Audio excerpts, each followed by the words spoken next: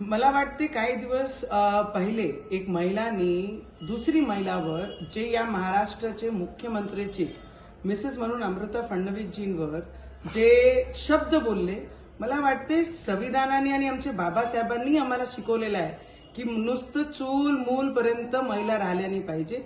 त्यांची जे टॅलेंट आहे ते बाहेर येऊन आपण केलं पाहिजे. तर अमृता फडणवीसजी ज्या पद्धतीने आपला टॅलेंट, आपली गायकी या पद्धतीने बाहेर येऊन करतात आहे, तर त्यांना पूर्ण फ्रीडम आहे आमच्या बाबासाहेबांनी दिलेला आहे. तर मला वाटते एक महिलाकडनं दुसरी महिलांसाठी या पद्धतीने शब्द येणं हा ऍक्च्युली खूप निंदनीय आहे आणि याचा निषेध मी सुद्धा करते आणि या महाराष्ट्रामध्ये राहणारी प्रत्येक महिला सुद्धा या शब्दाला, कारण टीव्ही जर ते शब्द दाखवू शकत नाहीये तर ती महिलांनी दुसरी महिलाचा अपमान कशा केला आहे ते स्पष्ट दिसत आहे. तर मला वाटते या सगळी महिला या महाराष्ट्रामध्ये नाही, पूर्ण देशामध्ये जे बाबासाहेबांना मानतात, बाबासाहेबांच्या विचाराला मानतात, ते सगळे या शब्दाचा निषेध करण आणि या गोष्टीचं माझे अमरावतीचे सगळे महिला सुद्धा निषेध करतील.